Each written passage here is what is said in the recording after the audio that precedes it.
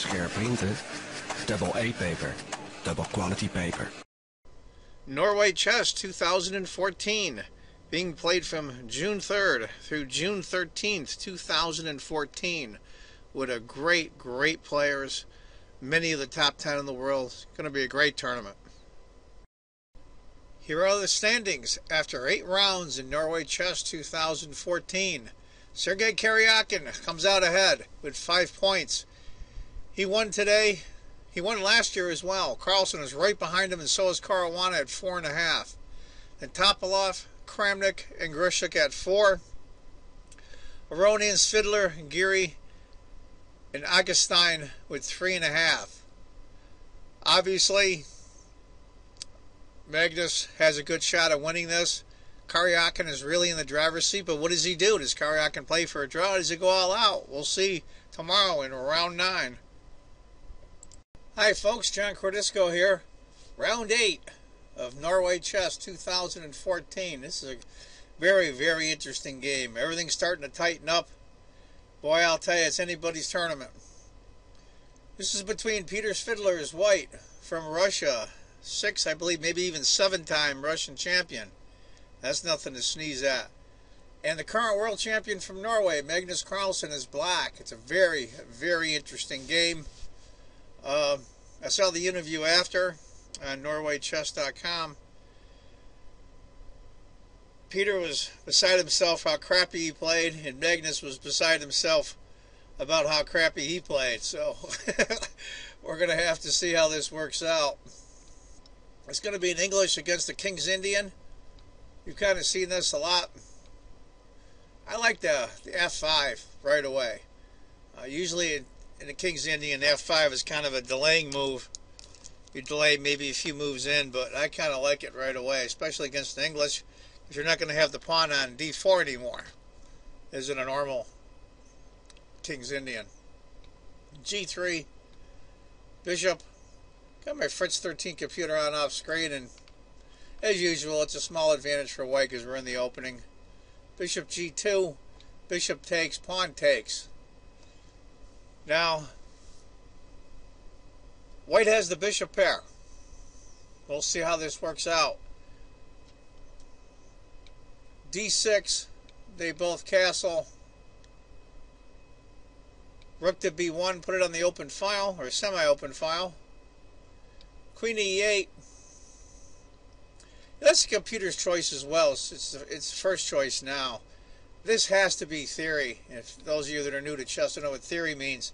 Theory means openings that have been gone over and gone over and gone over in the series of moves you need to do to react to the other person. It's basically memorization of the opening. Queen to B3. Now, Peter was very critical of himself for that move. It's not one of the top 3 in the computer. I don't think it's the end of the world, but it's a tiny, smaller advantage for white. He was a third of a pawn up, now he's up a quarter pawn, so I don't think that was that big of a deal. B6, knight H5, knight A5. Threatening the queen, excuse me, queen goes back to A3. The queen had gone to D1 instead, rook B8. I don't see that's that big of a deal, really. Rook B8 anyway. Bishop E3. F4. That's pushing it. Magnus is playing aggressive here. It's out of curiosity, that was the computer move. Fairly significant first move. The second move is close, but not really that close, so that was the right move. G takes, and then queen at H5. The best move according to the computer is E takes, which I probably would have done as well.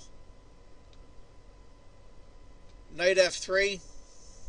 It's a small advantage now, about a half a point for black, so it's been quite a turnaround the last 4 or 5 moves. What to do, of course. Take away one of white's defending pieces, the light squared bishop. Bishop takes, queen takes. Now this is where I think Peter stumbles. I think in part, his queen's totally out of play now. His king is under pretty good attack. I mean, this knight's going to be coming in. You know, and actually this rook come up for a rook lift. I mean, he looks serious for white's king. It's about a little over a point advantage now for black. Peter goes king to h1, and it jumps to almost a 2-point advantage. The Magnus didn't find the correct move. Now it's over 2 points. Knight to g4 was the move according to the computer. Second choice, e4, and then last choice, rook b to e8. And that's what Magnus did. He would have gave him over a 2-point advantage, but he went rook b to e8, which gives Peter a little reprieve. I can see how Peter was disgusted how he played in the opening, and I can see how Magnus was disgusted with his play. Let's see how this works out.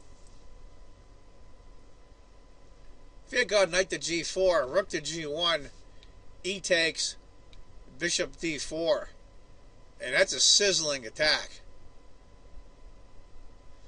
h5 is probably coming next.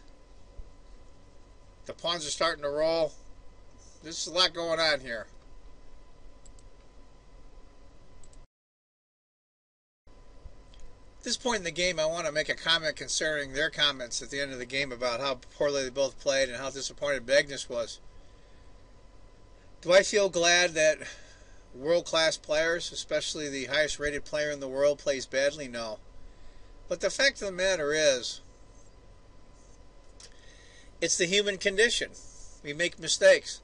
Sometimes we do things and we look back on it later and go, what the hell was I thinking? Anyway, that's just my 2 cents worth.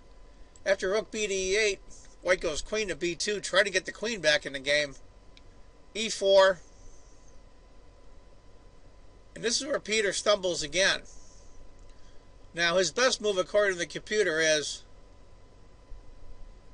knight to g1, threatening the queen. He goes knight to g5, and it jumps to over a 3-point advantage. Well, let's back down a little bit less. About a 3-point advantage for black. That's almost resignable.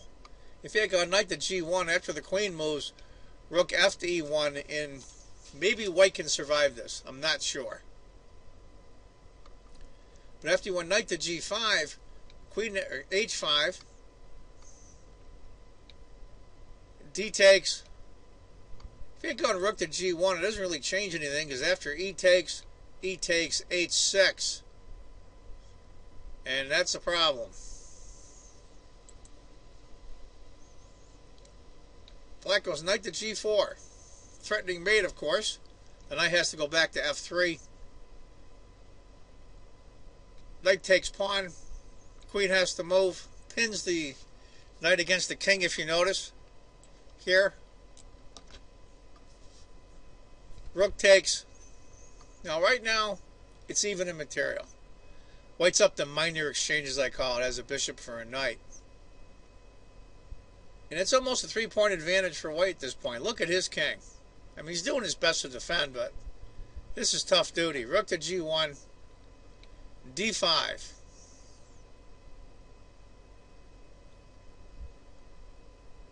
Rook takes g4 is the computer suggestion, and queen to b5 number 2. He goes queen to b5. Rook takes. If he had played knight takes f2 instead, after bishop takes, rook takes, and that's much better for black. That's where I think Magnus missed. I like the kid a lot. He's the highest rated player ever in the history of chess. But he's human too. And we all have our weaknesses. And that's Magnus missed that one. Bishop takes. Knight takes check. Not as good as rook takes. After that, rook takes, rook takes, queen takes, rook to g1. And even though black is up a piece, there's all kinds of threats on the board. There's mate being threatened. Well, the rook's being threatened first, and the queen, and mate. So, after knight takes, king goes to g2, rook takes, Again, rook takes is tempting, but after king takes, knight, knight, queen d7, queen h2 check, knight checks, king e3, this is a long scenario, queen g2, queen takes d5. It's now white advantage. Even though black's up 2 pawns, it is now white's advantage. After rook takes c2, king to f1, getting the king right out of there, and knight to e4. This is starting to get complicated. For those of you keeping score right now, well, we'll have a retake first. Rook takes, king to f8. Those of you keeping score, white has a rook and a bishop against the knight and 2 pawns. But it's a tiny advantage for black. Somehow white is weaseled out of this. For those of you that were wondering why they didn't take the rook, after queen checks, queen f7, queen g4 check, queen g6, queen d7, king h8, queen d8, queen, queen takes, king takes, knight checks, king d3, knight takes, bishop takes, king f7. That's a hell of a long scenario. Black's up 2 pawns. So the king went to f8. King takes. Knight takes check. King to f2. Knight takes the queen. Rook b to g1. And knight to c3. Now look at this mess. Black has queen, a knight, and 3 pawns, and white has 2 rooks and a bishop. For all intents and purposes, black's 3 pawns up, and the score on the computer is 0.00. It's dead even. It's craziness, craziness, craziness. Queen takes c7. Problem is that black king is so wide open. White's king's not much better, but at least it is better. If you go rook to g8 check instead, king, rook, king, rook takes, knight e4 check, king g2, and it's still dead even. After rook takes c7, knight checks, king goes back to e1. Now here you are. You're white, you're Svidler. You gotta figure out all these knight checks. What are you kidding? Knight to c5, rook to c8 check, king comes up, rook checks, f8, rook checks, f7 again, rook checks, f8, and the game is called a draw. To tell you the truth, that was a complicated game. I think Magnus had a very, very big advantage. I'm not good enough player to know if that was completely winning or not, but it certainly looked like it. And so Peter Svidler dodges a bullet. Magnus Carlsen had a chance to move ahead in the tournament on his home turf in Norway. Now, last year, Carlsen won the tournament here at Norway Chess. So Magnus was incredibly disappointed. You can see it in the interview. He just, and they were really good. The gentleman from New in Chess, I forget his name, and Nigel Short were commentating, and they were talking back and forth. And even Peter Svidler, who's not shy about talking, didn't really talk that much. And they told Magnus, they asked him a couple of questions, and they were, they were polite to him, and they told him they let him off the hook how disappointed he was. So it was pretty cool. Anyway, folks, that's one of the games from round 8, Norway Chess 2014. I hope you enjoyed it. I want you all to remember, if you think chess is just a game, you're not playing it right. Take care, folks. Bye-bye. Night.